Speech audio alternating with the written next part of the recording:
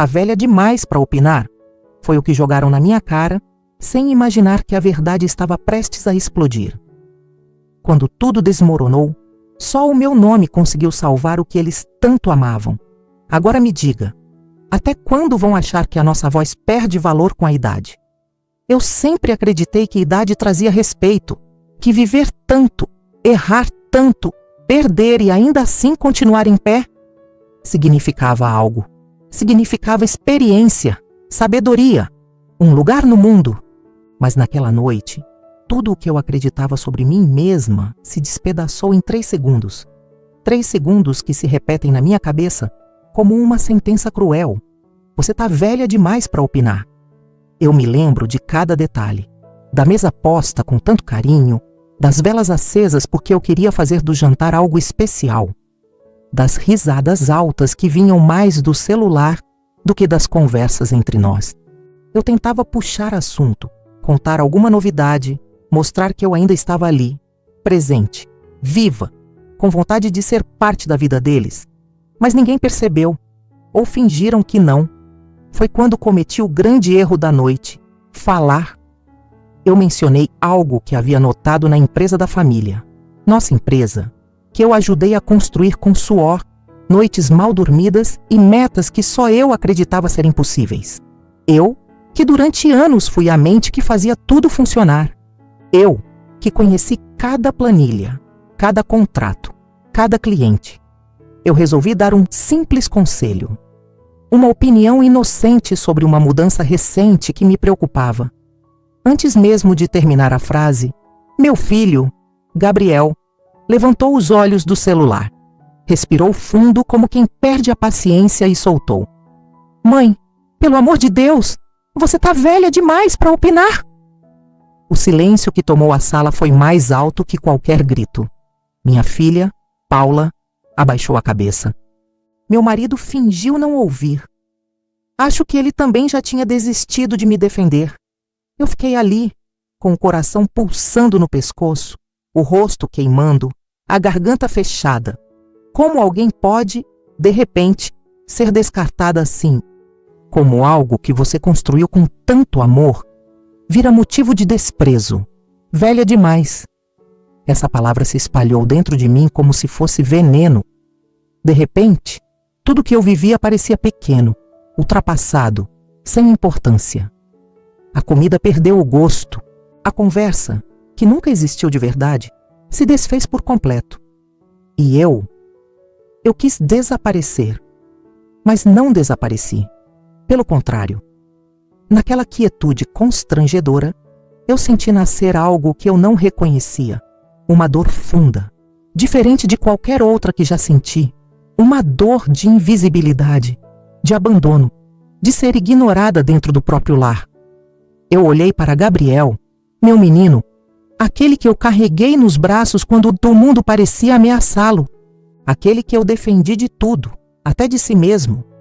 Eu tentei encontrar nele um resquício de carinho, de lembrança da mãe que sempre esteve ali, mas ele já havia voltado para a tela brilhante, onde eu simplesmente não existia.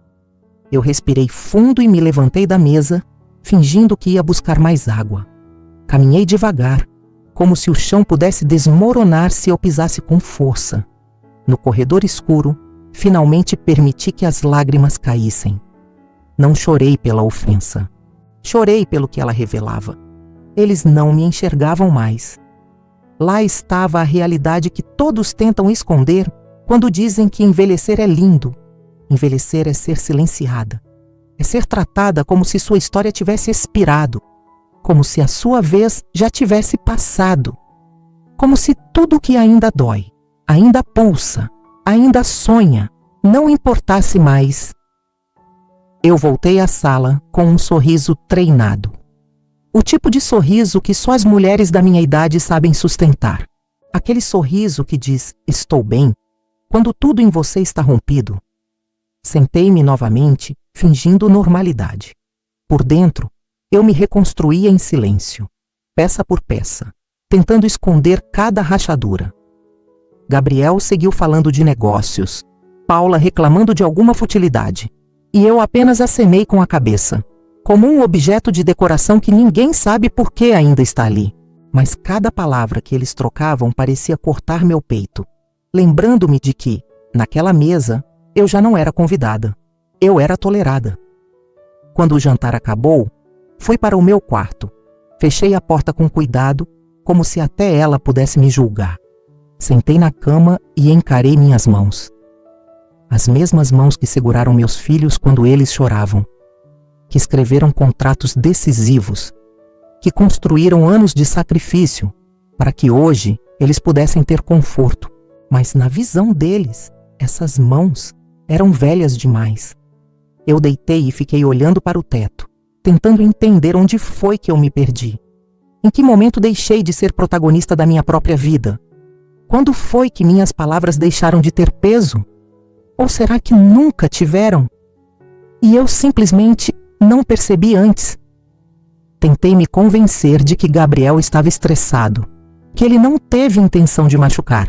Mas a verdade é que, quando alguém fala o que realmente pensa, não dá para ignorar. Ele acredita nisso. Eles acreditam nisso. E isso é o que mais dói. Eu sei que muitas mulheres entendem essa dor. A dor de ser calada, de ser julgada pela idade, pelo corpo, pelo simples fato de existir por mais tempo do que esperavam. A dor de ainda ter tanto para dar, mas ninguém querer receber. Fechei os olhos e uma onda de lembranças inundou minha mente. Eu me vi jovem, cheia de certezas, correndo para salvar o dia. Lembrei-me de quando pediam minha opinião e eu era ouvida. Lembrei-me dos aplausos silenciosos, dos orgulhos que ninguém ousava negar. Aquele tempo não estava tão distante assim. Então, por que agiam como se eu tivesse morrido e esquecido de deitar? Quando finalmente adormeci, jurei a mim mesma que aquela frase não iria me definir. Mas também sabia que ela não iria embora facilmente. Ela havia se instalado dentro de mim, como uma cicatriz que você não escolhe, que não pediu, mas que agora faz parte da sua pele.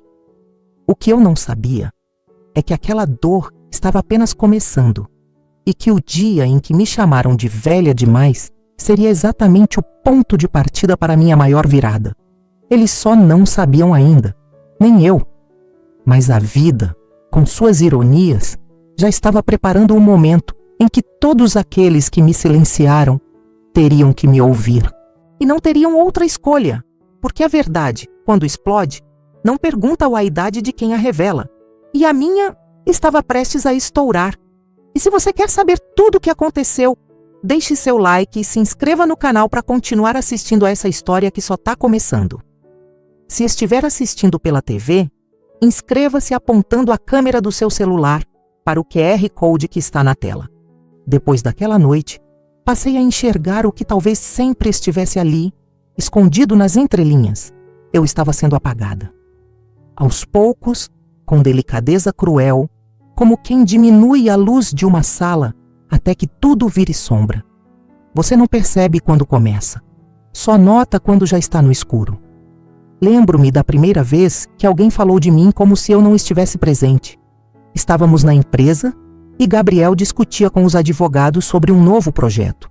Eu, sentada ao lado dele, ouvia atentamente, aguardando do momento certo para contribuir. Era algo da minha área, uma negociação semelhante a tantas que eu mesma conduzi no passado. Mas quando abri a boca, ele fez um gesto sutil com a mão. Um gesto que dizia: "Não é sua vez." Um gesto que dizia: "Eu não preciso de você." Os advogados sequer me olharam.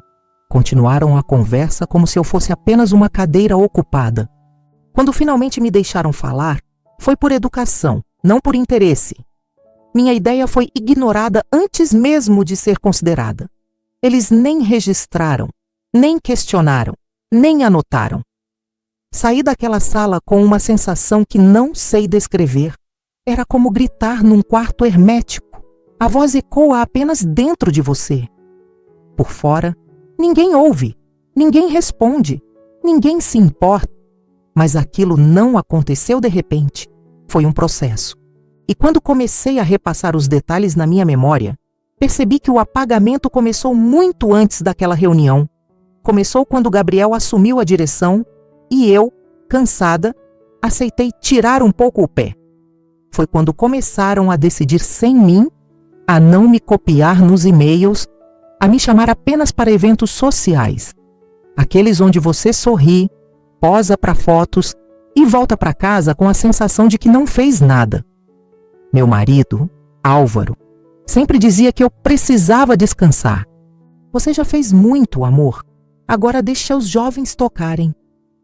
Ele falava com carinho, mas carinho também pode cegar. E eu estava cega. Cega por acreditar que meu lugar estava guardado, seguro, eterno. Que eu sempre teria voz. Que experiência nunca perde valor. Até que perdeu. Perdeu tanto que até em casa minha opinião virou incômoda. Uma simples sugestão sobre o que cozinhar virou motivo para riso. Mãe, ninguém gosta mais dessas comidas antigas, dizia Paula, com aquela impaciência jovem que acredita saber tudo. Até o tempero, que sempre foi o favorito deles, passou a ser forte demais, pesado, velho. Sempre essa palavra, sempre essa sentença. Eu tentava participar, mas parecia que tudo que eu dizia vinha com um peso extra, como se eu estivesse atrapalhando, como se meu tempo tivesse acabado e eu insistisse em continuar no palco, mesmo quando a plateia já levantou para ir embora. Comecei a observar o jeito como me olhavam. Olhares rápidos, impacientes, olhares que pediam para eu encurtar minhas frases, acelerar minhas ideias, olhares que suplicavam para eu apenas concordar, balançar a cabeça e ficar quieta, e aos poucos foi isso que fiz, porque machuca menos ser invisível por escolha própria do que descobrir que se tornou invisível para os outros. Na empresa, o quadro com meu nome, fundadora, sócia, diretora, virou decoração. O título, que sempre carrega responsabilidade, agora era apenas um enfeite bonito na parede, um troféu de uma atleta aposentada sem aviso prévio. Eu tentava manter a rotina, ir aos mesmos lugares, cuidar do que era meu. Mas as portas começaram a se fechar lentamente. Certas reuniões foram, de repente, apenas para a gerência atual. Relatórios não eram mais enviados para mim. Projetos que eu mesma iniciei foram reformulados sem que eu soubesse. E quando eu perguntava algo, respondiam com um "depois te explico", seguido de um silêncio eterno. O depois nunca vinha. Eu voltava para casa me sentindo menor, cada vez menor. No jantar, eu falava sobre o dia e ninguém comentava. Quando eu perguntava sobre o dia deles, recebia respostas curtas. Como se meu interesse fosse invasão, como se cuidar fosse ultrapassado. Mãe, fica tranquila, a gente resolve. Resolve o quê? Se eu nem sabia qual era o problema? No fundo, a mensagem era sempre a mesma. Não precisamos mais de você. Eu comecei a acreditar nisso. Comecei a falar menos, ocupar menos espaço, ceder o lugar. Porque parece que envelhecer no mundo deles é exatamente isso, ceder. Ceder o corpo ao tempo, ceder a voz ao silêncio, ceder o lugar para quem acha que sabe mais. Algumas noites eu me pegava conversando sozinha, perguntando para mim mesma se eu realmente estava ultrapassada, se minha cabeça já não acompanhava a realidade, se tudo o que eu vivi perdeu o valor, se eu realmente tinha virado uma mulher que só atrasa decisões. Mas então eu me lembrava de cada vitória que eu conquistei, de cada mudança que propus e salvou a empresa no passado, de cada vez que eu fui desafiada e ainda assim consegui ir além. E era nessas lembranças que eu encontrava a mim mesma. O problema era que ninguém mais queria lembrar. Eu tentei compensar. Comecei a acordar mais cedo, arrumar a casa, preparar o café deles com perfeição. Talvez, se eu me esforçasse mais, eles me veriam. Talvez eu pudesse provar que ainda sou útil, que ainda sou capaz, que ainda sou eu. Mas quando colocava o café na mesa, a reação era sempre a mesma. Ninguém notava. Gabriel nem sentava. Paula pegava algo rápido e saía. Álvaro bebia calado. olhos fixos no jornal. Eu sentava e observava. Os três cumprindo suas vidas, sem nenhum espaço reservado para mim. Foi quando percebi. Eu já não era parte da história deles. Eu era apenas cenário. Passei a andar pela empresa como quem visita um museu. Olhava as pessoas trabalhando, mas ninguém me dirigia mais perguntas. Ninguém precisava da minha opinião. Eu me tornei decorativa. Sabe qual é a pior parte? A gente começa a se acreditar isso também. Aquilo que repetem para nós vira verdade dentro do nosso peito. E minha verdade estava se tornando cruel. Eu sou uma mulher que não importa mais. Numa tarde, sentei-me sozinha na sala de reuniões vazia. Toquei a mesa onde tantas vezes bati firmemente para defender minhas decisões. Vi meu reflexo no vidro. Uma mulher forte, mas cansada. Uma mulher que tinha muito a oferecer, mas ninguém queria ouvir. E então a ficha caiu. Não me enxergavam porque era conveniente. Porque minha ausência dava a eles a ilusão de controle. Porque minha presença lembrava que eles ainda não eram tão bons quanto achavam. Doía. Doía como se arrancassem um pedaço de mim todos os dias. Mas eu respirava. Eu insistia. Eu ainda estava ali. Eu só não sabia por quanto tempo. E o mais triste é que ninguém parecia perceber essa luta. A luta silenciosa de uma mulher tentando não desaparecer. Mal sabia eu que o apagamento era apenas a preparação cruel, porque muito em breve eles iriam me querer de volta, mas não por amor, e sim por necessidade. E quando esse dia chegasse, eu não estaria mais disposta a sussurrar para ser ouvida. Naquela manhã, acordei antes do sol. O silêncio da casa parecia combinar com o que eu sentia por dentro, vazio. Levantei devagar, tentando não fazer barulho, como quem teme incomodar até o chão.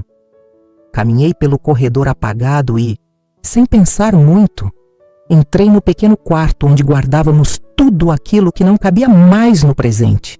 Caixas de memórias, porta-retratos antigos, troféus esquecidos.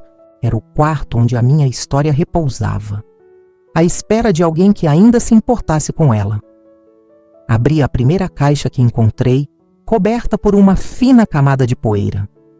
E ali, em meio ao cheiro de papel guardado, estavam as provas de quem eu fui.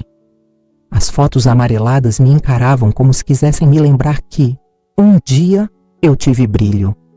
Que um dia, quando eu falava, o mundo parava para ouvir. Peguei uma fotografia de quando inauguramos o primeiro escritório da empresa. Eu estava de blazer azul, cabelo impecável, sorriso confiante. Lembro-me daquele dia como se tivesse sido ontem. Eu havia fechado o meu primeiro grande contrato e todos me aplaudiram. Eu era a mulher que transformava planos em realidade.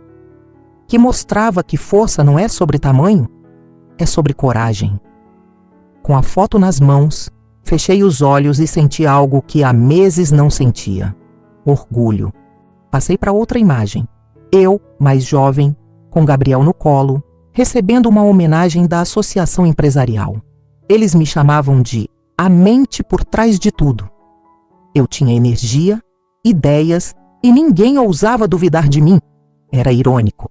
Quanto mais jovem eu era, mais acreditavam na minha sabedoria. Agora que vivi o suficiente para saber o dobro, acham que não sei mais nada. Segui olhando cada detalhe da fotografia com meu filho. Ele segurava meu pescoço com aqueles bracinhos pequenos, confiando em mim como se eu fosse o próprio chão firme onde ele poderia pisar.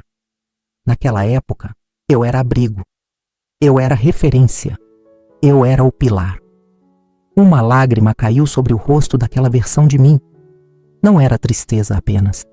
Era saudade de ser reconhecida, de ser vista. Peguei um álbum encapado com pano e na capa estava escrito: Nossas conquistas.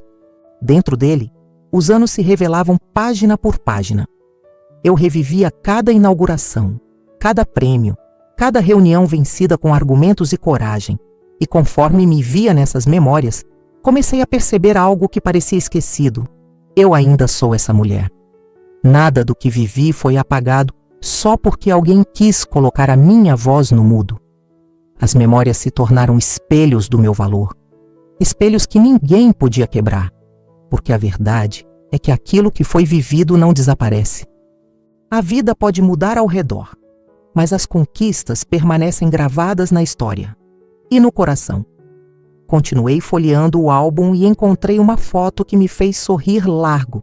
Eu, no meio do salão, segurando a tesoura na cerimônia de inauguração da primeira filial. Minha mão estava firme, o olhar decidido. Atrás de mim, Álvaro me aplaudia com orgulho verdadeiro. Não aquele aplauso educado de hoje, mas o aplauso de quem reconhecia minha força. Era impossível olhar para aquela imagem e não sentir meu peito inflar, como se o ar finalmente encontrasse espaço onde antes só havia aperto. Depois de tanto tempo sendo tratada como peso morto, aquelas lembranças me lembravam que, sem mim, nada daquilo existiria. Eu fui a base, eu fui o começo, eu fui a faísca que acendeu o sonho. Olhando cada retrato, senti o cortisol que me sufocava nos últimos dias começar a se dissolver. Em seu lugar, serotonina, uma onda suave de bem-estar tomou conta de mim, como alguém que reencontra uma parte perdida do próprio corpo. Sentei no chão, cercada pelas caixas abertas, como se eu estivesse no centro da minha própria biografia. Toquei os troféus que estavam guardados ali, silenciosos. Eles tinham placas com o meu nome gravado, o meu nome. E foi a primeira vez em muito tempo que percebi o peso disso. Nome não é algo que se apaga da noite para o dia. Nome é história, é legado. Eu não sou inútil, sussurrei, sem perceber. A frase saiu tímida, mas foi verdadeira. Continuei olhando as fotos, até que encontrei uma de Gabriel com 8 anos. Ele exibia, orgulhoso, uma medalha que ganhou na escola. Atrás da foto, uma anotação feita por mim mesma. Ele diz que quer ser tão inteligente quanto a mamãe. Aquilo me atingiu como um soco e um abraço ao mesmo tempo. Como a vida pode mudar tão rápido? Como alguém que me via como exemplo pode se esquecer disso com tanta facilidade? Fechei os olhos e inspirei fundo. Eu não fui apenas alguém importante. Eu sou. O mundo deles pode tentar negar, mas isso não muda os fatos. E enquanto existirem registros do que fiz, ninguém pode me apagar por completo. As memórias começaram a me devolver algo que haviam tentado arrancar de mim, a certeza de que eu ainda tenho muito a oferecer, a confiança de que minha voz não envelheceu, apenas se fortaleceu com o tempo. Encarei novamente a foto do blazer azul. Ali estava a minha essência, uma mulher que fez acontecer, que lutou, caiu, se levantou e construiu algo real. Essa mulher ainda vive em mim? Eu só tinha esquecido de chamá-la. E naquele instante, um pensamento semeou em mim. Se eu fui capaz de vencer antes, por que não seria capaz agora? Levantei do chão com as fotos nas mãos, como quem carrega armas recém-descobertas. Guardei tudo de volta, mas dessa vez sem pressa, com carinho. Eu não estava apagando nada, eu estava organizando força. Quando fechei a caixa, senti algo diferente dentro de mim. Uma faísca, uma chama discreta, mas viva. Aquela chama que o mundo tenta apagar quando decide que você passou da validade. Mas nenhuma idade é capaz de apagar quem já queimou forte demais. Saí do quarto com outro passo, mais firme, mais longo. Eu não tinha um plano ainda, mas tinha algo mais poderoso que isso. Lembranças que ninguém pode roubar. E o que eu ainda não sabia é que muito em breve, todos que tentaram me silenciar seriam obrigados a encarar essas mesmas memórias. Seriam obrigados a lembrar quem sou eu e, principalmente, do que sou capaz. Porque não importa o quanto tentem nos calar. A nossa história é a nossa voz. E a minha está longe de terminar. Eu sempre acreditei que a vida nos dá sinais, às vezes discretos, às vezes como um grito preso dentro do peito. Aquele dia foi o segundo tipo. Cheguei cedo ao escritório. O prédio, sempre gelado, parecia ainda mais frio naquela manhã. Peguei meu café, sentei na minha estação apertada, uma mesa improvisada, sem gavetas, como se eu fosse provisória ali, descartável. E comecei a revisar os relatórios, como fazia todos os dias, mesmo sendo velha demais para entender o novo sistema, segundo algumas línguas afiadas. Mas foi aí que eu percebi: um número não fechava. Não era um erro simples. Era uma irregularidade, daquelas que, se ignoradas, viram escândalos, manchetes, investigações. Meus olhos se arregalaram. Meu coração disparou. Uma adrenalina quente percorreu meu corpo. Eu sabia o que aquilo podia significar. Não apenas para a empresa, mas para eles, para nós. Passei anos lidando exatamente com esse tipo de problema em minhas antigas funções, quando eu ainda era valorizada, quando minha experiência era considerada ouro, quando me pediam opinião, quando eu era respeitada. Mas hoje eu tinha que provar, o tempo todo, que ainda respirava. Peguei meu caderno rabiscado e anotei tudo. Dados, valores, datas, cruzamentos. Montei um relatório simples, mas direto. Eu sabia que não podia me precipitar. Precisava mostrar evidências. Fui até a sala de reuniões, onde estavam os novos profissionais. Aqueles que falam inglês rápido, usam roupas que custam mais que meu salário e acreditam que sabedoria nasce junto com a juventude. Bati de leve na porta. Com licença, posso incomodar um instante? Tentei soar firme, sem parecer desesperada. Eles me olharam como quem pausa algo muito mais importante do que qualquer coisa que eu pudesse dizer. O que foi agora, dona Lúcia? Perguntou Breno, o gerente, sem nem disfarçar o tédio. Respirei fundo. Entreguei os papéis. Há uma movimentação errada aqui. Não é pequena. Já trabalhei com isso no passado. E geralmente indica desvio ou fraude. Seria bom checar antes que cresça. Silêncio. Eles olharam os papéis. Riram. Literalmente riram. Isso aqui? Breno balançou a folha como se fosse algo bobo. Isso é diferença de atualização de sistema. Você não está acostumada, né? O mundo mudou um pouco desde os anos 90. Alguns riram de novo e senti o peso da humilhação me puxar para baixo. Não é atualização. Respondi tentando manter a voz firme. Essa transferência aqui foi repetida com descrições diferentes. E o responsável é alguém de alto nível. Breno cruzou os braços. Dona Lúcia, a senhora faz um bom trabalho quando se limita a ele. Já fez muito na sua carreira, sim, mas agora é outra realidade. Não precisa tentar impressionar. Aquela frase atravessou meu peito como uma faca. Eles não estavam apenas negando a informação. Estavam negando a mim. Tem certeza que não quer que eu explique? Insisti, mesmo sabendo que o nó na minha garganta podia me trair a qualquer segundo. Ele apoiou as mãos na mesa, inclinou-se para frente e disse com um sorriso forçado: a senhora não sabe mais nada sobre isso. O riso coletivo veio como aplausos para a humilhação. Naquele instante, eu quis gritar, quis bater na mesa, quis rasgar aquela arrogância em pedaços. Mas eu apenas respirei. Olhei nos olhos dele, deixei que a minha dignidade falasse pelo meu silêncio, recolhi meu relatório. Tudo bem, fiquem tranquilos. Tomara que eu esteja errada, disse sem tremer. Voltei à minha mesa. Sentei e tentei focar em outra coisa. Mas minhas mãos tremiam. Eu sabia que não estava errada. Eu sentia aquela velha chama da competência ardendo de novo. Aquela parte de mim que eles tentaram apagar, repetindo todos os dias que eu não sabia, que eu era lenta, ultrapassada. Só que naquela manhã, eu me lembrei de quem eu já fui. Uma mulher que salvou empresas inteiras de falência, que ganhou prêmios, que treinou equipes. Uma mulher que fez história dentro de paredes corporativas. Mas ali, eu era só uma cadeira ocupada. Horas depois, o caos começou. Portas se abrindo, passos apressados, sussurros nervosos. A diretoria estava agitada. todos receberam um e-mail urgente. Bloqueio de contas, investigação de movimentação suspeita, possível fraude interna.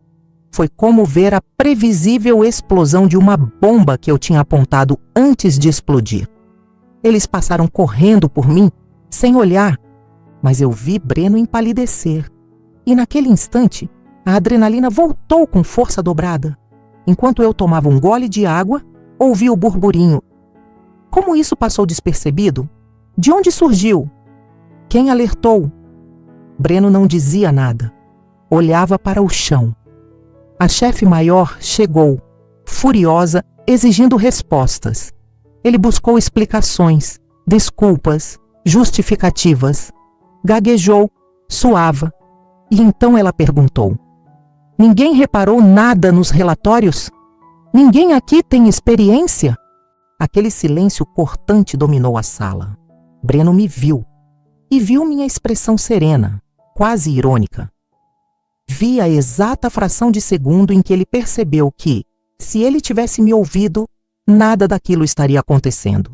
Ele engoliu em seco, mas, claro, não admitiu nada, nem desculpa, nem parabéns, nem obrigado. Apenas desviou o olhar. E sabe o que foi mais irônico? Mais tarde, mandaram um comunicado geral. Qualquer funcionário que notar inconsistências nos relatórios deve reportar imediatamente à gerência. Eu ri por dentro. Eles finalmente entenderam algo que sempre esteve ali.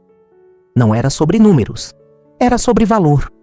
Sobre a minha vivência que não pode ser substituída por softwares ou por diplomas recém-impressos. Sobre a sabedoria que se constrói na prática, ano após ano, erro após erro, cicatriz após cicatriz. A oportunidade de evitar o caos esteve ao alcance deles. Bastava me escutar. Bastava reconhecer que eu ainda existo. Mas escolheram rir. E agora? Quem ri sou eu. Porque aquele foi apenas o primeiro erro deles. O primeiro de muitos. Senti um sorriso crescer no canto dos meus lábios. Eles tentaram me calar. Tentaram me empurrar para o canto. Ignoraram o aviso mais importante que eu poderia ter dado. E isso vai custar caro, muito caro. Eu apenas me levantei, fui até o banheiro, olhei meu reflexo no espelho e vi ali algo que não via há anos. Orgulho. Eu não estava invisível. Eu nunca estive. Eles só precisavam abrir os olhos. E, mais cedo ou mais tarde, todos vão ver exatamente quem sou e quem nunca deixei de ser. Existe um tipo de dor que não deixa roxo do lado de fora, mas marca cada pedaço de dentro. Foi isso que senti naquele dia. Uma dor que não se toca, mas se guarda. A reunião foi marcada às pressas, logo depois do caos que eu já havia previsto. O clima era de tensão, o tipo de tensão que deixa o ar pesado, difícil de respirar. Todos estavam lá, diretoria, gerentes e até alguns funcionários convocados às pressas. Eu, como sempre, sentei num canto, com meu caderno no colo, invisível, mas presente. A chefe maior, a doutora Helena, entrou com passos duros, como se o salto furasse o chão a cada passo. Precisamos entender como isso aconteceu, disse com a voz grossa, sem paciência para rodeios. Quem falhou? Uma pergunta simples, mas que começou a deformar rostos na sala. Olhares cruzados, suores frios, mãos se contorcendo em cima da mesa. O medo tem cheiro, e eu podia senti-lo. Todos tentavam parecer ocupados com qualquer papel à frente, como se isso os tornasse menos culpados. Breno se adiantou, teatralmente, abrindo gráficos no telão. Foi uma falha no sistema, doutora. Os mais experientes não estão habituados às novas atualizações. Aquele "os mais experientes" veio carregado de veneno. Eu senti o cutucão indireto. A sala inteira entendeu. Minha respiração ficou pesada. Eu quis levantar e gritar que não foi o sistema. Foi incompetência dele em me ouvir. Mas eu permaneci calada, até o microfone ser colocado no centro da mesa. Alguém tem algo a acrescentar? Perguntou Helena, cruzando os braços. O silêncio se alongou. Meu coração pulsava no pescoço. Eu senti aquela onda de adrenalina subindo e tive certeza. Era agora. Levantei a mão. Alguns olhos se reviraram. Outros se fecharam em reprovação. Pode falar, disse a diretora com certa curiosidade. Eu me levantei devagar. Meus joelhos tremiam, mas a minha voz não. Eu identifiquei a irregularidade ontem cedo. Informe. Eu não consegui terminar.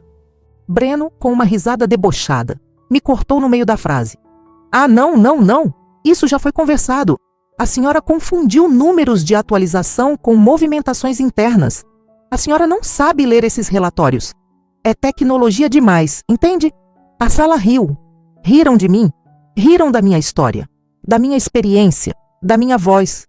Uma gargalhada social, daquelas que escorrem como ácido pela pele. Deixa a senhora falar, disse Helena, sem humor. Mas Breno continuou, rindo ainda mais alto. É que a dona Lúcia sempre acha que descobriu algo. A gente entende, né?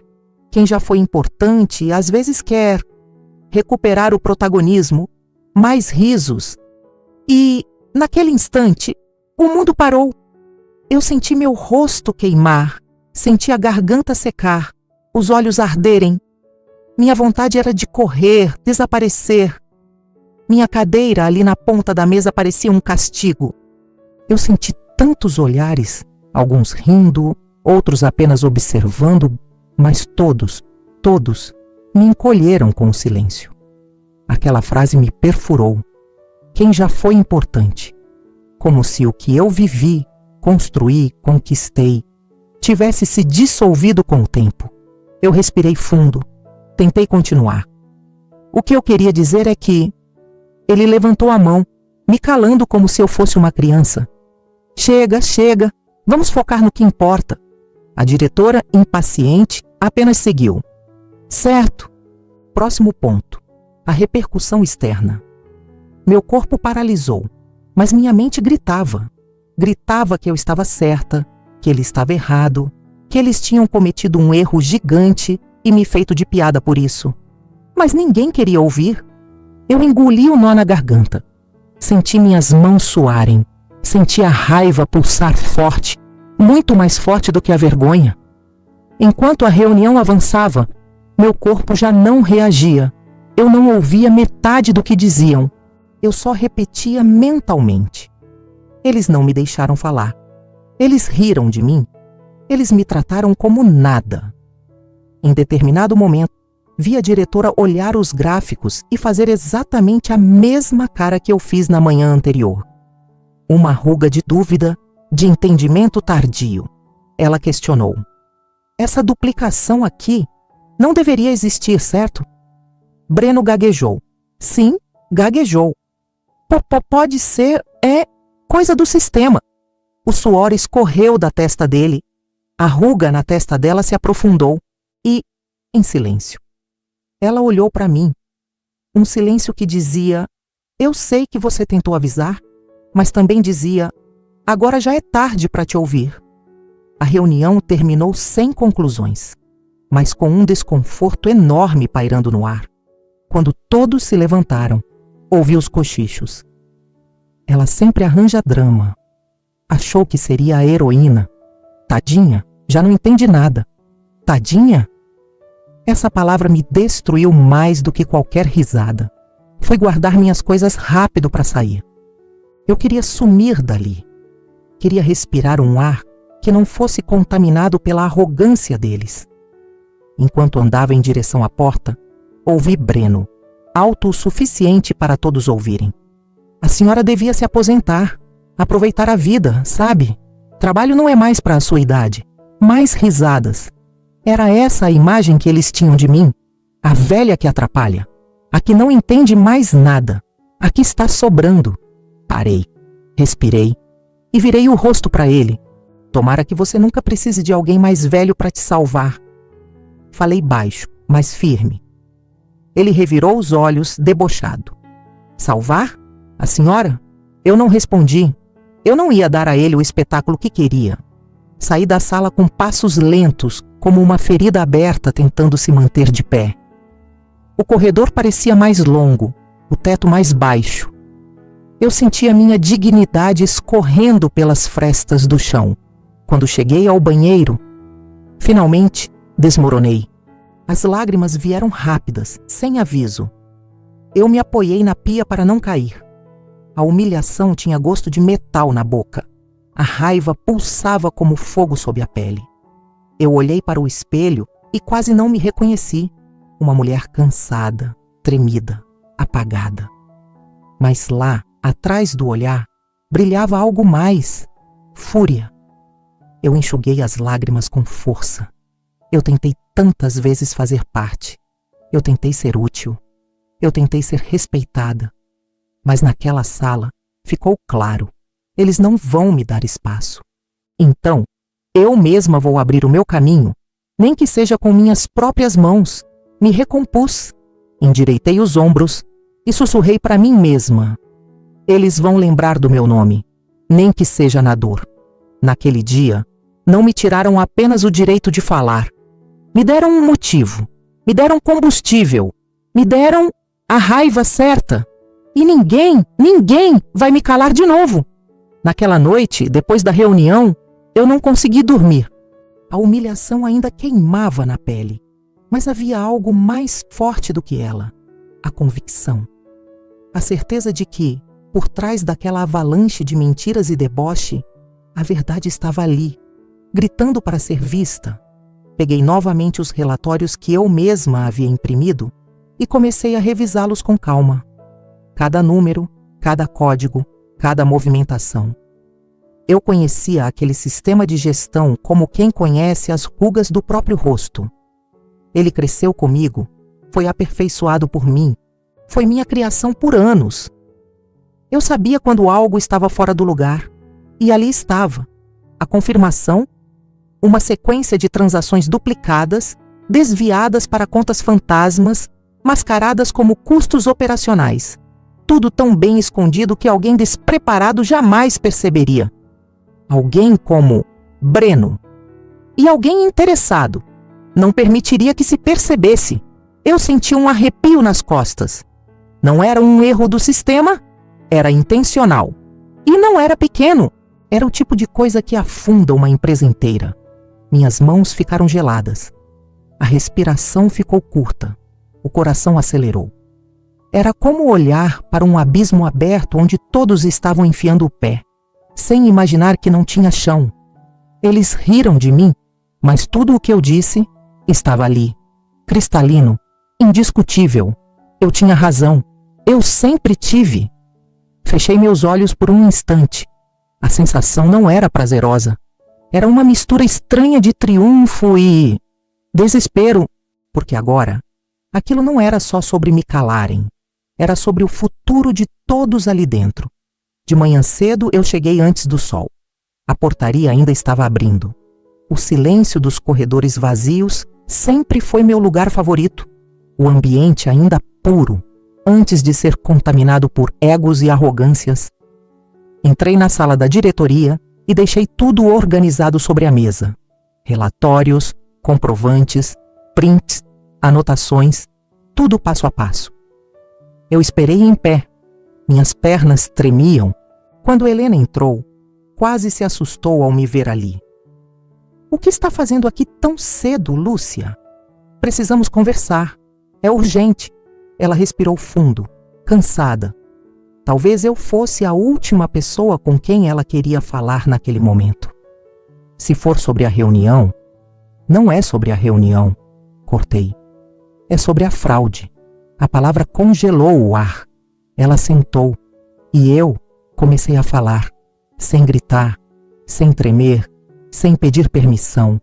Mostrei tudo com calma, cada documento, cada evidência, cada alerta que eu tinha dado e que foi ridicularizado. A mudança no rosto dela foi acontecendo aos poucos. Primeiro, surpresa, depois, incredulidade. Por fim, pânico. Helena levantou da cadeira de repente, como se tivesse levado um choque. Isso é gravíssimo. Eu sei. Ela pressionou as têmporas, tentando processar. Os olhos correram entre os papéis. Voltavam para mim, voltavam para os papéis. E ninguém viu isso. Ninguém. Eu sorri amargo. Alguém viu, mas não deixaram falar. Ela entendeu. E engoliu seco. Pegou o telefone. Chamou auditores. Chamou jurídico. Chamou fornecedores. O caos começou ali. Em minutos, celulares já tocavam sem parar. Informações cruzavam. Gente corria pelos corredores. Alguém gritou: "Suspende tudo! Bloqueiem as contas agora!" O cheiro da crise tomou forma. A bomba explodiu e o estrondo ecoou por toda a empresa. Logo, vieram as notícias que ninguém queria ouvir. O dinheiro sumiu. A possibilidade de falência. A fraude interna. A investigação foi acionada. Até a polícia foi notificada. E, de repente, todos começaram a olhar para mim. Desta vez, não era com riso. Era com medo. Era com dependência. Helena se aproximou, os olhos arregalados. "Lúcia, nós precisamos de você. As mesmas pessoas que me mandaram calar a boca, agora precisavam da minha voz. Eu não senti vingança. Não naquele momento. Eu senti peso. A responsabilidade de quem sempre soube o que estava fazendo. A responsabilidade de quem nunca deixou de ser peça fundamental. Só achavam que eu tinha vencido o prazo de validade. Quando Breno chegou, atrasado como sempre, já encontrou a sala incendiada em desespero. "O que está acontecendo?" ele perguntou, rindo, achando que era exagero.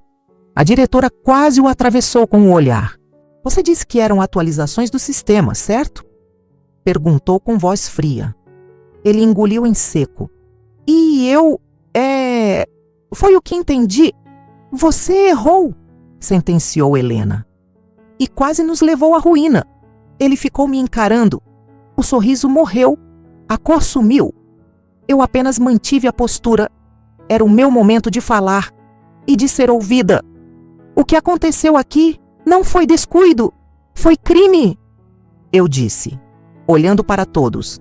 E alguém tentou esconder isso usando a minha idade como desculpa. A sala inteira ficou em silêncio. Talvez, pela primeira vez, ninguém ousava me interromper. Naquele instante, senti a dopamina invadir meu peito. Não era felicidade. Era o alívio poderoso de ver a verdade finalmente empurrando a mentira contra a parede. A investigadora chegou pouco tempo depois, acompanhada de 2 oficiais. O som daquelas botas ecoando pelos corredores foi o anúncio da queda de muitos egos. Helena apontou para mim. Ela descobriu tudo. Foi a única que tentou alertar. A investigadora me olhou com respeito. Respeito. Uma palavra que eu quase tinha esquecido o gosto. "Você pode nos ajudar a entender como isso começou?" ela perguntou. Eu acenei com calma. "Posso e vou." Passei horas ajudando, explicando, apontando. Até os mais arrogantes, até os que riram de mim, vinham pedir orientação. "Você pode me mostrar? Como você percebeu isso? Pode explicar de novo?" Eu respondi a todos. Não por eles, mas porque eu sabia que meu trabalho sempre foi maior do que o ego de qualquer um. Quando já era tarde, exausta, Helena se aproximou. "Lúcia, eu estou envergonhada." Eu a encarei em silêncio. Ela respirou fundo, os ombros pesados. "Nós falhamos com você." Eu incline a cabeça. "Não é comigo que você falhou, é com a empresa e com você mesma." Ela abaixou os olhos, sentindo a verdade daquilo. "O que você precisar?" ela tentou dizer. Eu a interrompi com algo que até eu demorei para perceber. "Eu não preciso de nada. Só vou continuar fazendo o que sempre fiz. Meu trabalho." Quando saí do prédio, já era noite outra vez. Mas desta vez, o escuro não me esmagava. Eu sentia algo aceso dentro de mim. Algo que eles tentaram apagar. Quando cheguei à porta, vi o reflexo no vidro. Era eu. A mesma de sempre. Mas agora, eles sabiam quem eu era. E no fundo, eu também voltei a saber.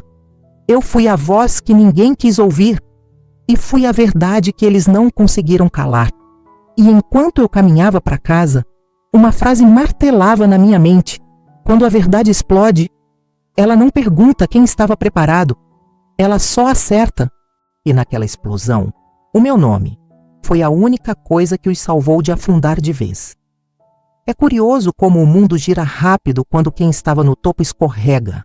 Eles nem percebem a queda, até bater no chão. Depois que a verdade explodiu, a empresa virou um campo de guerra. Reuniões emergenciais, telefones tocando sem parar, gritos sufocados por portas fechadas. A cada hora surgia um novo problema, e com ele a mesma solução. Alguém dizia, quase sussurrando: chama ela! Ela, eu, aquela que, dias atrás, era motivo de risada. Aquela que não entendia mais como as coisas funcionavam. Aquela que deveria aproveitar a aposentadoria. Agora parecia que ninguém sabia o que fazer sem mim. Mas eu não fui correndo. Eu não tinha pressa. Depois de tudo que fizeram, eu precisava respirar.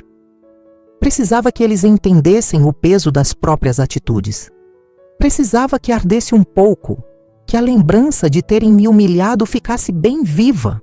Na manhã seguinte, meu celular vibrou 6 vezes antes mesmo de eu tomar café. Breno, Helena, financeiro, jurídico, todos implorando. Eu li as mensagens com calma, tomando meu café preto devagar, como quem assiste um filme que já sabe o final, mas quer curtir as cenas. A ironia de tudo, lembrei-me da frase que me jogaram dias antes. Você tá velha demais para opinar.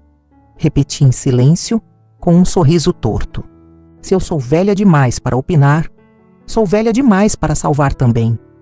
O telefone tocou novamente. Era Helena. Atendi. Lúcia, por favor, precisamos de você aqui. A voz dela estava diferente.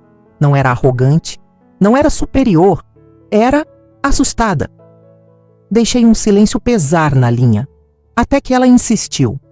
Aqueles números que você mostrou estão se multiplicando. A fraude é maior do que pensamos. Eu sei, respondi simples. Então venha, ela implorou. Eu respirei fundo e disse o que engoli por tanto tempo. Eu tô velha demais para opinar, lembra? Aquela frase atingiu ela como um tapa. O silêncio do outro lado foi longo, pesado, até que a voz saiu, baixa. Você tem todo o direito de não querer vir, mas nós erramos. Erramos feio. Eu não respondi de imediato. Ela continuou. O que você viu, ninguém mais consegue encontrar. Nós precisamos de você. A confissão dela foi mais poderosa do que qualquer pedido. Uma diretora que nunca admite falha. Agora tomava responsabilidade. Isso, sim, era respeito.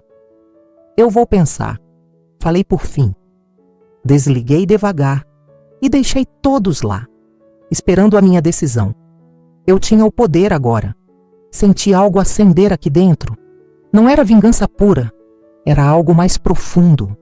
Era a sensação do valor retornando ao meu peito, ocupando o espaço que tentaram arrancar. Continuei minha manhã com calma, lavei a louça, arrumei as plantas, coloquei a casa em ordem. Era como se eu estivesse limpando, uma por uma, as marcas que eles deixaram em mim. Quando finalmente decidi ir, não me vesti de qualquer jeito. Coloquei minha melhor blusa, passei batom, penteei o cabelo com cuidado. Eu queria que, ao me verem, sentissem o contraste entre a mulher que desprezaram e a mulher que agora imploravam. Ao chegar, fui recebida com silêncio. Não era hostilidade, era respeito misturado com arrependimento. Olhos que antes desviavam quando eu falava. Agora me encaravam com expectativa. Helena veio até mim, quase humilde. Obrigada por ter vindo. Eu acenei com um pequeno sorriso.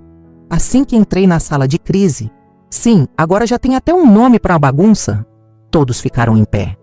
Um gesto automático de quem cumprimenta alguém importante. Quase ri internamente. Eles estavam nervosos. Eu estava tranquila. Helena explicou o tamanho do rombo. Depois, Breno tentou se explicar, atropelando as próprias palavras sem olhar nos meus olhos. Eu deixei ele se contorcer um pouco. Depois, com a mesma calma de quem lê um livro, perguntei: posso ver os relatórios atualizados? As mãos dele tremeram ao me entregar a pasta.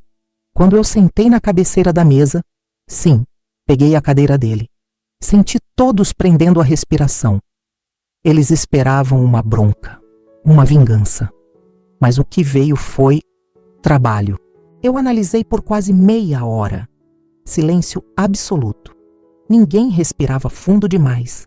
Até que falei: aqui está o erro principal.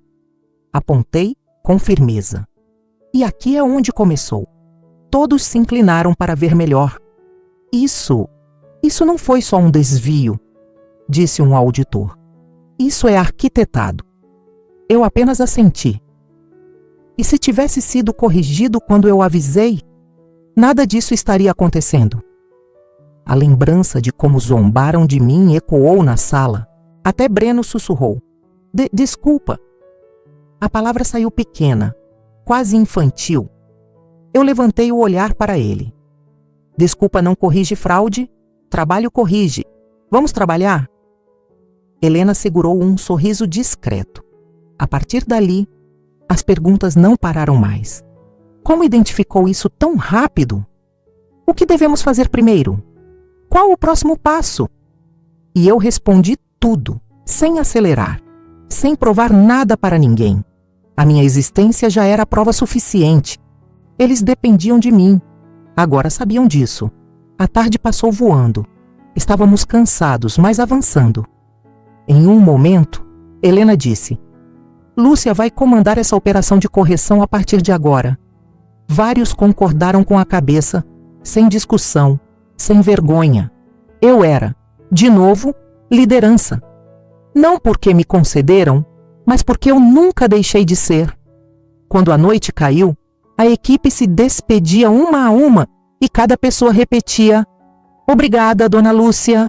Se não fosse a senhora, ainda bem que voltou. Eu só respondia com um sorriso. No fundo, porém, meu coração cantarolava com uma alegria discreta. Eles precisaram me perder para entender meu valor. Ao sair do prédio, Helena caminhou ao meu lado. Eu prometo que, a partir de hoje, sua voz não será apenas ouvida, será considerada.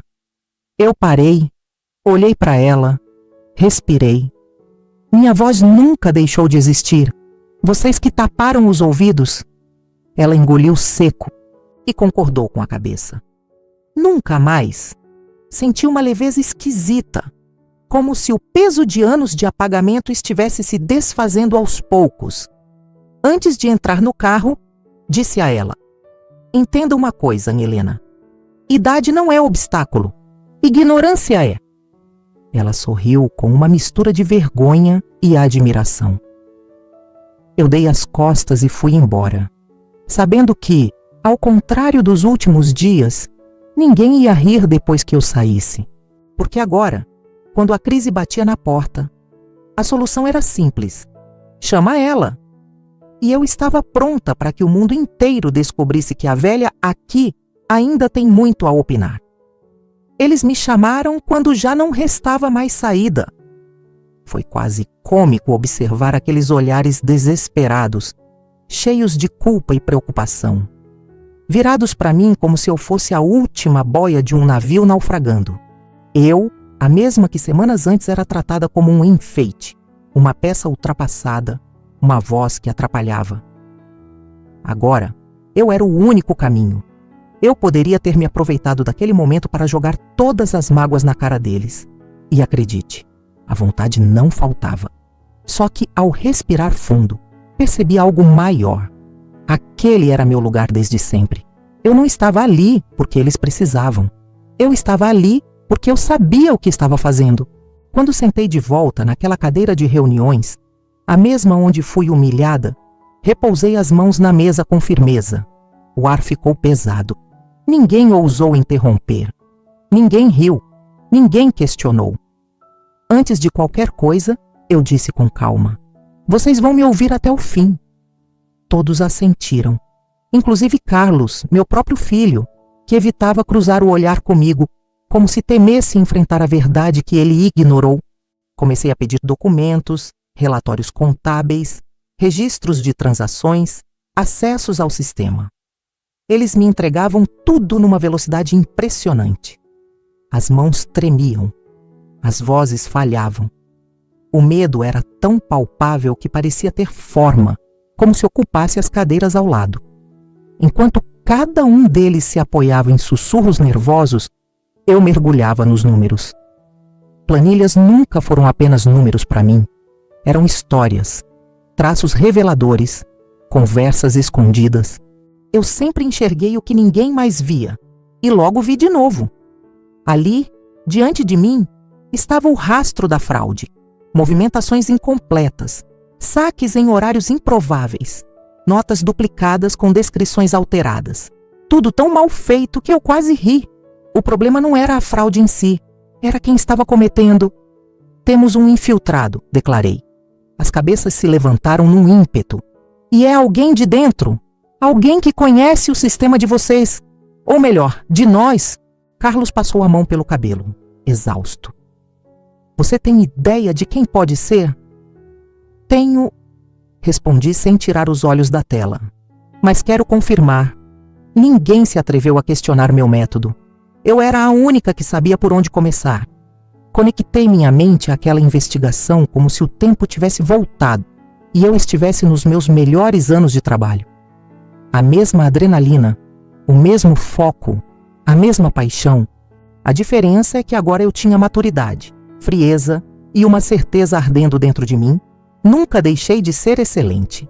Enquanto os outros caminhavam em círculos, eu enxergava um mapa claro e preciso. A irregularidade tinha um padrão.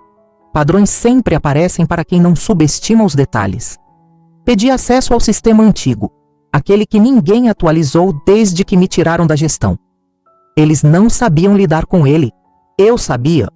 Eu mesma ajudei a construir cada protocolo de segurança, cada linha de acesso, cada camada de verificação. Quando digitei minha antiga senha, funcionou. Como se o sistema, diferente das pessoas, jamais tivesse me esquecido. O olhar de todos se arregalou. Mas eu apenas sorri. Eu disse que ninguém me supera aqui. A tela revelou transações ocultas, arquivadas de forma tão ingênua que denunciavam urgência e desespero por parte do criminoso. Quem quer desaparecer não deixa rastros tão óbvios, a não ser que esteja com pressa. Passei horas analisando, cruzando dados, identificando inconsistências. Eles olhavam para mim como se eu fosse magia, mas não era magia. Era competência, aquela que nunca envelhece. O responsável precisa ter acesso hierárquico, raciocinei em voz alta. Não é qualquer funcionário que conseguiria driblar essas barreiras. Você acha que é alguém da diretoria? Perguntou Helena, com a voz trêmula. Tenho certeza. O frio percorria a sala, mesmo com o ar-condicionado desligado. Ninguém respirava fundo. Medo de que o ar denunciasse a culpa. Continuei. Ele começou puxando quantias pequenas. Depois, quando viu que ninguém conferia nada do que eu alertei, aumentou. E muito. Senti um aperto misturado com satisfação amarga. A cada palavra minha, os rostos caíam mais. A ficha despencava mais fundo. Eles lembravam de todas as vezes que me mandaram calar a boca. Abri uma pasta final, a que eu sabia que mostraria o nome. Uma impressão fria subiu pelo meu pescoço, mas eu mantive a postura firme. Ali estava, claro como o sol. Eu virei a tela devagar, deixando o suspense cortar o ar. O nome brilhou no centro do monitor. Ele, eu disse. O choque foi geral. Sussurros indignados viraram exclamações abafadas. Helena levou a mão ao peito. Carlos ficou pálido. Todos sabiam o que aquele nome significava para a empresa, para a família, para mim. Só que eu ainda não terminei. Eu preciso de 2 horas, avisei. E acesso total. Se quiserem que tudo se resolva sem escândalos, não me interrompam. Carlos assentiu, como quem aceita a única verdade possível. Pela primeira vez desde que tudo começou, eu vi respeito em seu olhar. Não piedade, respeito.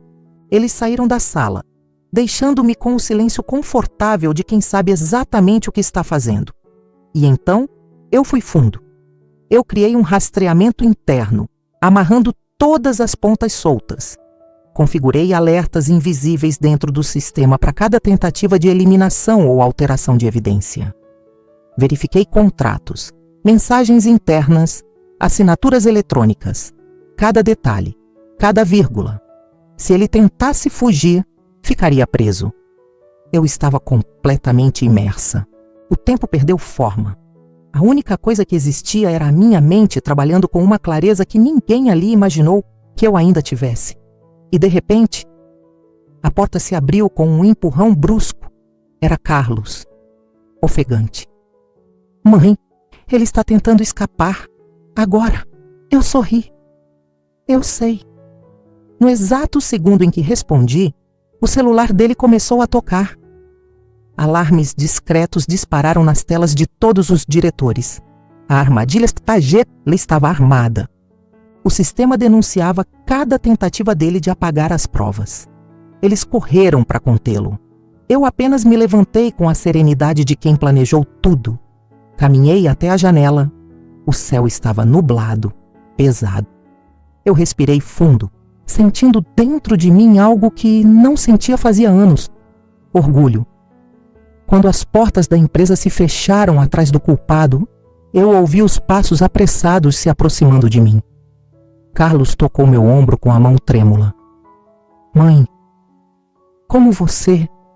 Eu me virei e respondi com simplicidade. Eu nunca esqueci quem eu sou. Foram vocês que esqueceram. E naquele instante, vi nos olhos deles uma nova forma de olhar. Não de pena, nem de tolerância, mas de verdadeira admiração. Eles se deram conta de que a mente que eles tentaram calar era justamente a que agora segurava toda a salvação nas mãos. E enquanto os gritos e a correria ecoavam lá fora, eu senti, pela primeira vez em muito tempo, minha voz voltando, meu lugar voltando, eu voltando.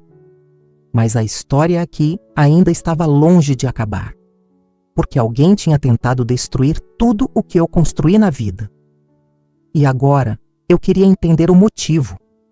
O que restou foi uma certeza crescendo dentro de mim. Aquela era apenas a primeira vitória. O silêncio depois da tempestade tem um sabor diferente. É como se o ar ficasse mais leve, como se tudo ao redor respirasse alívio. Quando a fraude foi contida, quando os documentos foram recuperados e o culpado finalmente assumiu o próprio voo direto para os braços da justiça, algo aconteceu que eu não esperava mais sentir. Meu nome voltou a ecoar nas paredes daquela empresa. Não como um ruído incômodo, mas como uma referência, uma solução, um alicerce. A diretoria inteira se reuniu de novo, só que agora, quem falava era eu. Colocaram meus relatórios impressos sobre a mesa, com meu nome no cabeçalho em letras maiúsculas. Maria Helena Aguiar, Consultoria e Auditoria Interna. O papel tinha um peso que eu não sentia fazia anos. Um peso que dizia: este trabalho é dela, este crédito é dela, esta vitória é dela. Quando terminei de apresentar o plano de recuperação, detalhado, eficiente e principalmente possível, ninguém questionou uma vírgula. Ninguém torceu a boca. Ninguém sugeriu modernizar minhas ideias. Pelo contrário, a cada palavra minha, os olhares se iluminavam de esperança. Maria Helena, o presidente começou com a voz embargada. Nós falhamos com você e só estamos de pé hoje porque você se recusou a desistir. Eu podia ter respondido com ironia, jogado tudo o que vivi na cara deles como uma bofetada merecida. Mas algo dentro de mim se ajeitou. Sereno. Quando a justiça vem, a dor vira força. E a força não precisa humilhar. Eu apenas acenei com a cabeça. Agora a prioridade é recuperar nossa história, respondi. E ela começa com transparência. Aplausos surgiram. Não aqueles forçados de reunião, mas genuínos, quentes, de pessoas que finalmente enxergaram. E foi ali que senti um elo se religando. Um elo que nunca deveria ter sido rompido. Nos dias seguintes, meu nome circulou por todos os corredores, em e-mails internos, em memorandos, em agradecimentos públicos no mural da recepção. As pessoas que antes desviavam de mim agora paravam para perguntar como eu estava, para ouvir o que eu dizia, para pedir minha opinião e respeitar. Helena, a secretária que evitava contato visual na reunião da minha humilhação pública, apareceu na minha sala com uma xícara de café fresquinho. "Para a senhora", ela disse. "Do jeito que gosta, forte e sem açúcar." Eu sorri com surpresa. "Obrigada, Helena." Ela respirou fundo, como quem toma coragem. "Eu queria pedir desculpas. Eu devia ter defendido você. Eu vi o que fizeram, mas eu tive medo." Peguei a xícara com cuidado, deixando que o aroma quente se espalhasse. "Medo faz muita gente se encolher", respondi. "Mas o importante é o que você decide fazer depois dele." Ela sorriu, emocionada. E eu senti algo que me aqueceu por dentro. Conexão. Era como se pedaços meus, antes apagados, estivessem sendo recolocados no lugar. A crise foi finalmente encerrada quando o banco parceiro aprovou meu plano de reestruturação. A documentação final levava minha assinatura, somente a minha, garantindo a credibilidade que eles exigiam. Quando entreguei as últimas folhas ao jurídico, ouvi um comentário baixinho. Se não fosse a dona Maria Helena, estaríamos enterrados. E por alguma razão, aquilo me fez pisar mais firme no chão. Naquela tarde, uma cerimônia simples foi organizada. Eu até tentei recusar, achando exagero, mas Carlos insistiu. "Mãe, o mérito é seu. Deixa eles reconhecerem. O meu filho, o mesmo que um dia olhou para mim e disse que eu atrapalhava. O mesmo que achou que eu estava velha demais para decidir até o sabor do jantar. Agora segurava minha mão com orgulho. Fomos para o auditório interno. Quando entrei, todos se levantaram. Bateram palmas sem pressa, sem vergonha, sem constrangimento. Aplausos que reverberavam o que eu pensava em silêncio. Eu voltei. Carlos subiu ao palco comigo. A luz suave iluminou nossas silhuetas. Ele respirou fundo e começou. Minha mãe dedicou a vida a essa empresa. E nós esquecemos disso. Hoje, somos o que somos porque ela não permitiu que nossa história fosse destruída. Ele me olhou.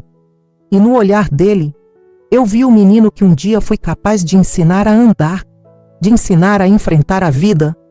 O mesmo que eu perdi dentro da própria arrogância, agora devolvido a mim.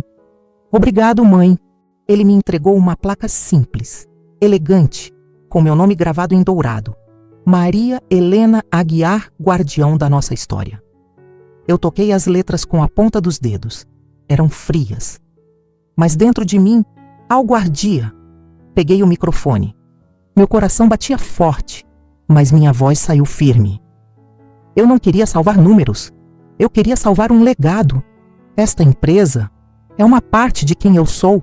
E ninguém, absolutamente ninguém, tem o direito de apagar isso. Pausa.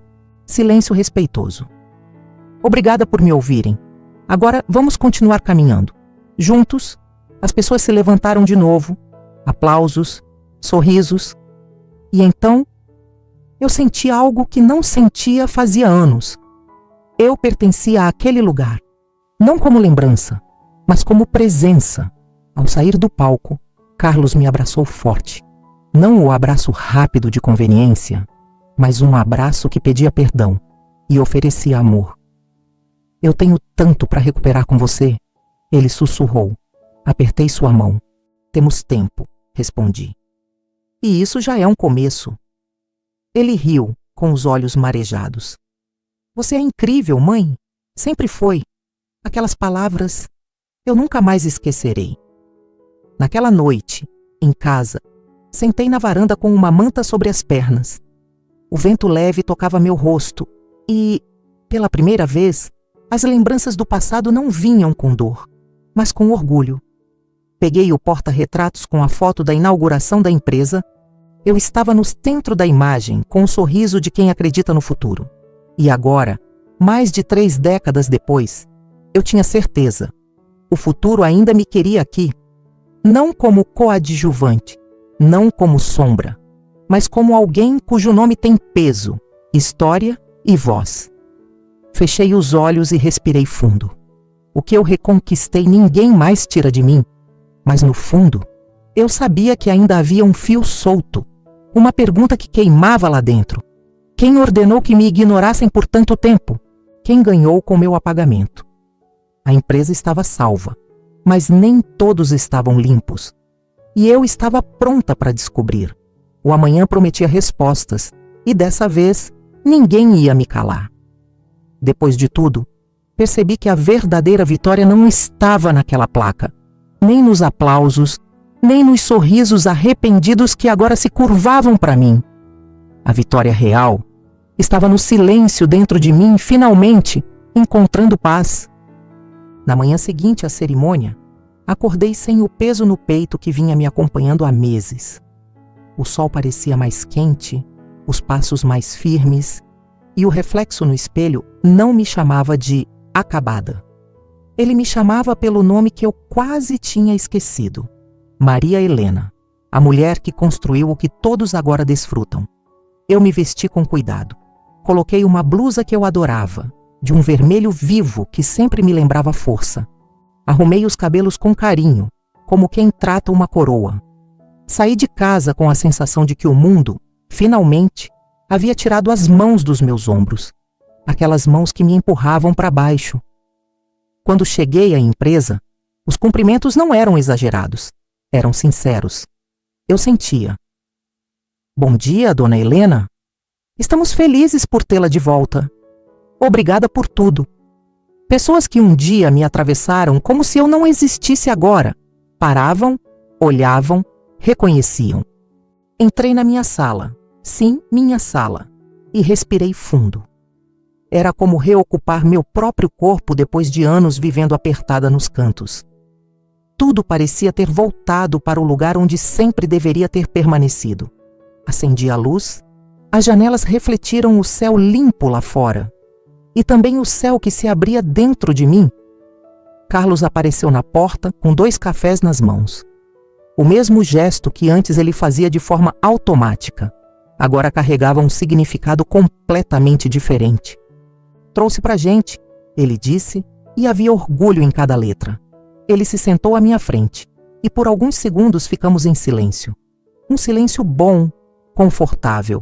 Aquele que existe quando não há mais rinhas nem distância, apenas presença. Mãe, ele começou, mas hesitou. Eu nunca deveria ter. Interrompi com um leve levantar de mão. O que passou, passou. A gente aprende e segue. As palavras saíram de mim sem esforço. Não eram desculpas. Era um crescimento. Ele abaixou a cabeça, emocionado. Você voltou mais forte. Sorri. Eu nunca fui fraca. Só tentaram me convencer disso. Carlos riu, nervoso, porque a verdade às vezes dói e cura ao mesmo tempo. Sabe, eu olho para você agora, ele confessou, e vejo a mulher que sempre admirei, a mulher que eu quero que minha filha conheça como exemplo. Você não tem ideia do quanto é inspiração. As palavras dele tocaram um lugar que eu pensei que tivesse se fechado para sempre. O coração de mãe sente, mesmo depois de tudo. Estendi a mão e segurei a dele. O tempo não leva quem a gente é, só revela quem nunca deveriam ter tentado nos enterrar. Passei o resto da manhã reorganizando a auditoria interna, orientando os setores, devolvendo a estrutura onde antes havia desordem e medo. E o mais lindo era perceber. Eu não precisava se impor, gritar, provar nada. As pessoas ouviam porque queriam ouvir, porque confiaram novamente. Meu nome, que já foi motivo de piada entre os mais jovens, agora era sinônimo de resolução, um selo, um alicerce. E percebi que era isso que sempre busquei, não o pedestal, mas o espaço que construí com trabalho e amor. Na hora do almoço, sentei na área externa com Ana, uma das novas analistas, talvez com uns 25 anos.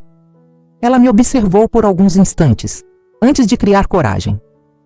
Posso te pedir um conselho? Eu abri um sorriso convidativo. Claro que pode. Como você aguenta quando tentam te silenciar? Ela perguntou, com os olhos cheios de inquietação jovem. Pensei por alguns instantes, buscando a resposta não na razão, mas na experiência. Eu aprendi que a voz da gente não nasce na garganta, nasce na história, respondi. Quando alguém tenta me calar, eu lembro de tudo o que já vivi, de tudo o que já construí. E percebo que ninguém tem autoridade para apagar isso, Ela respirou fundo, como quem estava ouvindo algo que precisava muito. Espero ser assim quando for mais velha. Bebi um gole de água e sorri com doçura, mais firmeza. Não espere ficar mais velha para se ouvir. Comece hoje. A idade não dá voz, a coragem dá. Ela sorriu, emocionada. E naquele instante eu senti oxitocina, presença, conexão. Uma mulher mais nova vendo em mim não o peso do tempo, mas a força que o tempo constrói. Ao final do expediente, fui para casa caminhando lentamente. Não porque minhas pernas quisessem descanso, mas porque meu coração queria saborear cada segundo dessa fase. A fase em que voltei a ser protagonista da minha própria vida. Em casa, deixei a bolsa no sofá, tirei os sapatos e fui direto para o quarto das caixas. Aquele de onde tudo começou. Só que agora, eu não procurava algo para lembrar quem eu fui. Eu estava ali para honrar quem eu sou. Abri a caixa de fotos com carinho, segurei novamente aquela foto da inauguração. Blazer azul, sorriso confiante. Mas agora, ao invés de saudade, senti continuidade. Obrigada, murmurei para a mulher da foto. Ela tinha feito seu papel. Agora era a minha vez de fazer o meu. Coloquei a foto em um porta-retrato novo e levei para minha sala de estar. Não escondida em caixas, à vista, viva, presente. Sentei no sofá e olhei para ela com orgulho e gratidão. Eu não queria troféus, não queria tapetes vermelhos. Eu queria, e finalmente tinha, o meu lugar de volta. Eu não sou a velha que atrapalha. Eu sou a mulher que construiu tudo. A que abriu portas para que muitos hoje caminhassem sem tropeçar. A que sabe porque viveu, a que não precisa elevar a voz, porque a verdade dela já fala alto. Fechei os olhos e inspirei, sentindo o peito cheio, grande, vivo. Minha voz jamais envelhece, porque ela não vem da idade, vem da história, vem do que ninguém pode apagar.